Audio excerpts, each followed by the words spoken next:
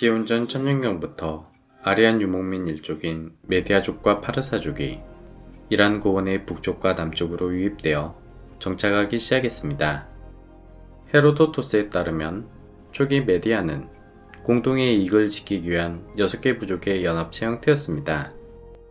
기원전 7세기경 아시리아의 에살하돈이 정복전쟁을 활발하게 펼치던 시기, 메디아족은 힘을 키우기 위해 자신들을 이끌 왕을 선출하기로 결정했으며 현명한 인물로 존경받던 데이오케스가 추천됩니다.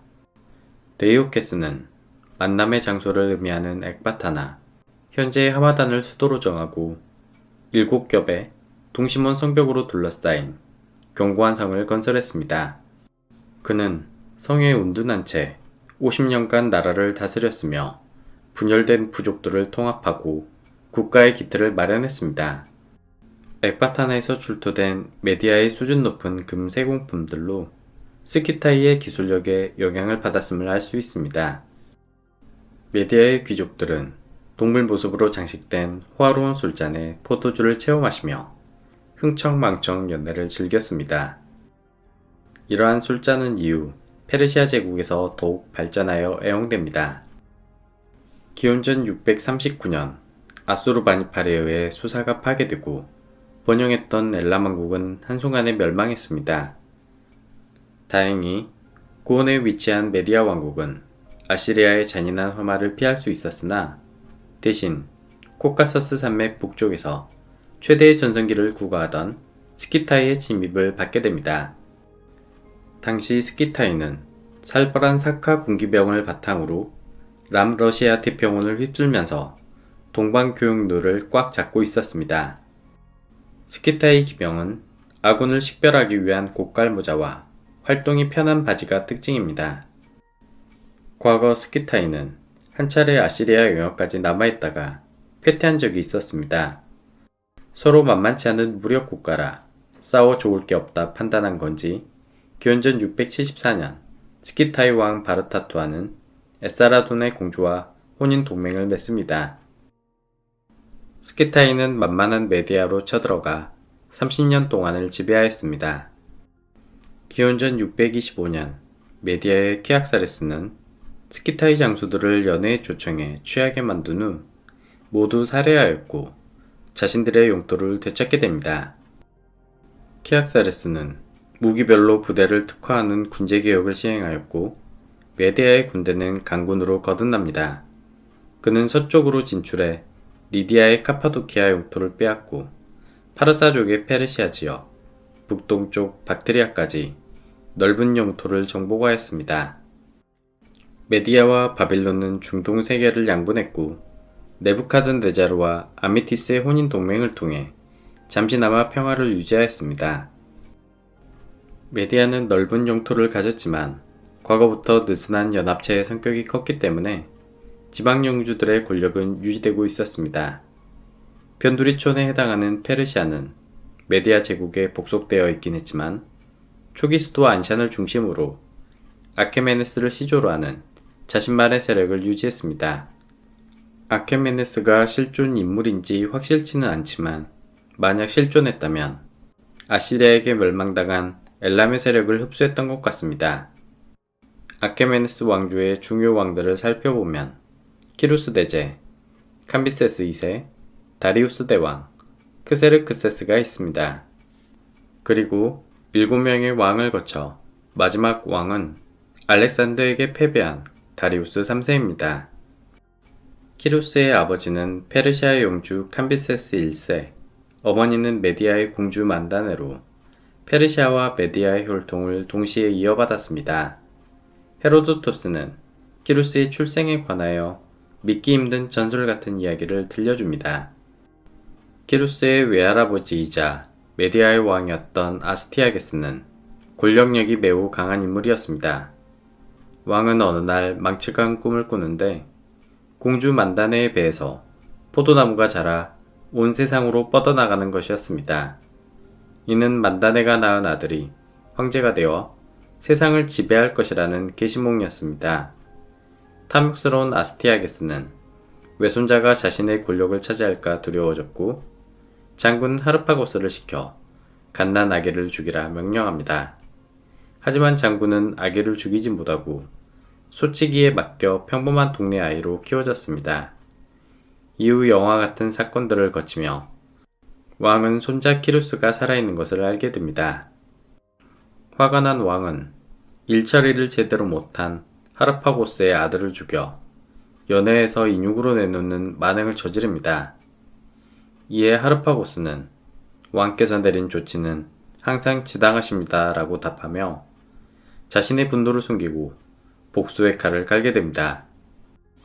한편 키루스는 장성하여 페르시아의 용주가 되었고 메디아로부터 독립투쟁을 일으킵니다.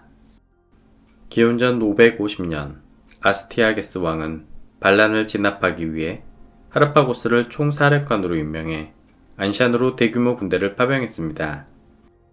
하지만 당연하게도 하르파고스는 복수를 위해 바로 왕을 배신하고 키루스와 손을 잡게 됩니다.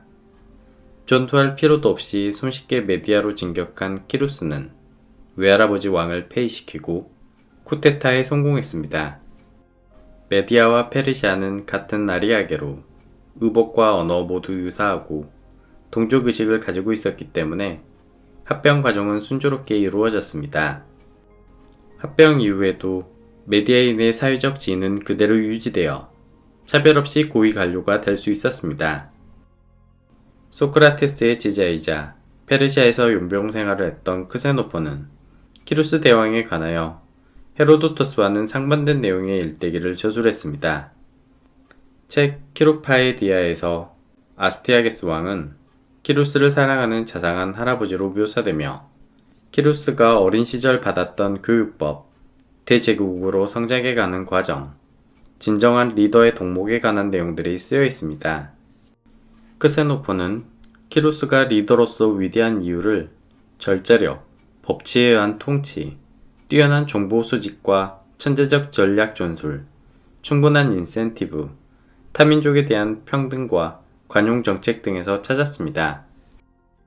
메디아 제국을 손안에 넣은 키루스는 100명, 1000명, 10,000명 단위로 군대를 특화시킨 군제 개편을 시행했고 특히 1만 명의 엘리트 보병, 이모탈 불사부대를 창건했습니다.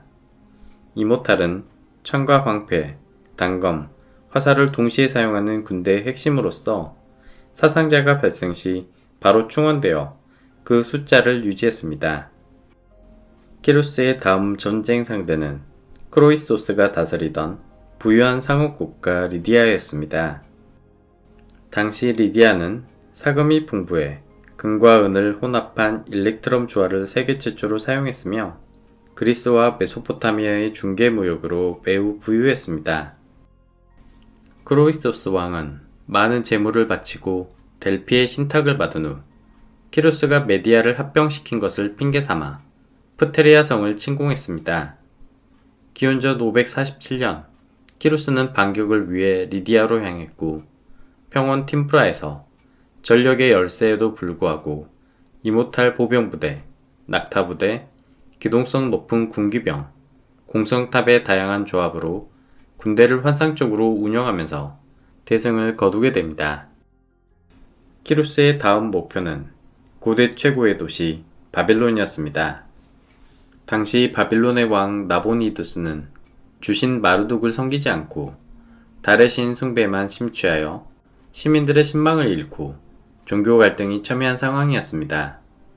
기원전 539년 키루스의 군대는 티그리스 강변 오피스 지역에서 바빌론 군대와 정면으로 맞붙어 대승을 거두었고 시민들의 환영 속에 입성하였습니다.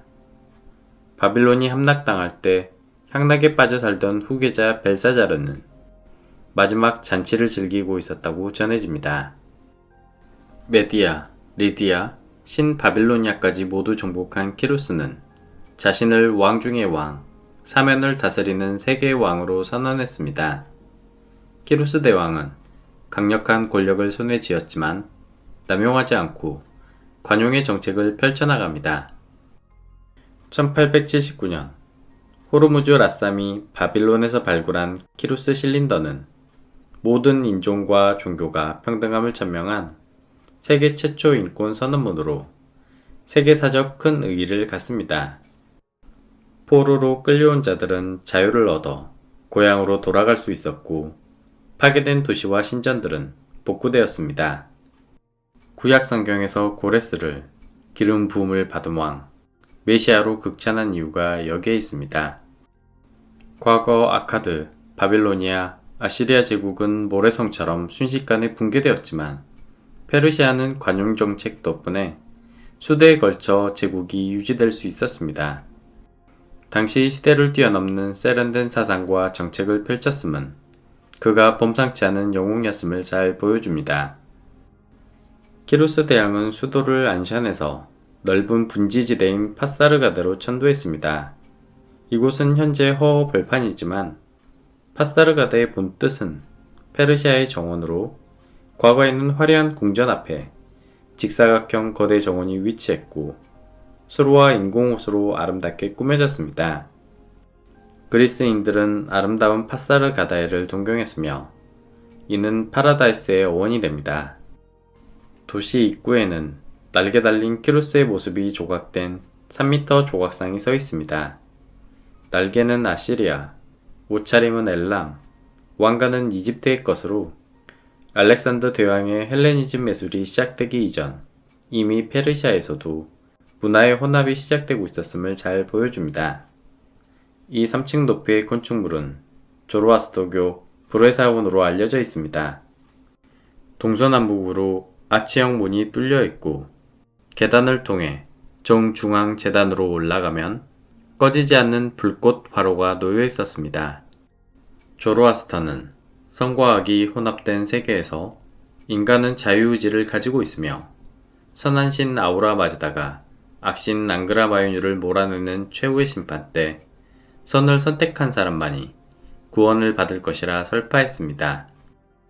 키루스는 조로아스터교를 타 민족들에게 강요하지 않았으나 선과 악의 이혼론, 자유의지, 유일신과 최후의 심판 같은 종교가는 자연스럽게 전파되어 이후의 종교들에 큰 영향을 끼쳤습니다. 절제를 미덕으로 생각했던 키루스는 자신의 무덤을 페르시아 전통 목조 가옥을 본따 소박하게 만들었습니다. 6층의 하얀 석회석 계단 위에 집 모양의 석실이 위치하며 석실 안에는 황금관, 방부 처리된 미라, 보물이 함께 들어있었습니다. 하지만 무덤은 알렉산더의 군인들에 의해 도굴되었다고 전해집니다. 묘비 명판에는 나는 캄비세스의 아들 키루스로 페르시아 제국을 세웠으며 아시아를 정복했다. 나의 기념비를 시기하지 말아달라 라고 적혀 있었습니다. 키루스의 죽음에 관하여 크세노포는 궁전에서 평화롭게 죽었다고 기록한 반면 헤로도토스는 스기타이의 토미리스 여왕과 전쟁 중에 사망했다고 기록합니다. 당시 박트리아 지역은 스기타이의 마사게타이족이 지배하고 있었으며 지도자는 미망인 여왕 토미리스였습니다. 처음에 키루스는 토미리스에게 구원을 청해 혼인 동맹을 맺으려 했습니다. 하지만 여걸 토미리스는 이를 치욕스럽게 여겨 거부하였고 결국 두 세력은 맞붙게 됩니다. 키루스는 두 차례의 전투를 치렀는데 처음엔 스키타이 왕자를 포로로 잡고 승기를 잡는 듯 했습니다. 하지만 두 번째 전투에서 아들을 잃고 격분한 토미리스 여왕의 총 공세에 패배합니다. 토미리스 여왕은 피로 가득한 포도주 부대에 효수된 키루스의 머리를 담갔다고 전해집니다. 키루스 대제의 목을 자른 스키타이의 여 전사라니 카리스마가 넘치는 듯합니다. 다음은 다리우스 왕과 페르세폴리스의 간에 다루고 수메르, 메소포타미아, 페르시아까지 이어졌던 이야기를 마무리하겠습니다. 감사합니다.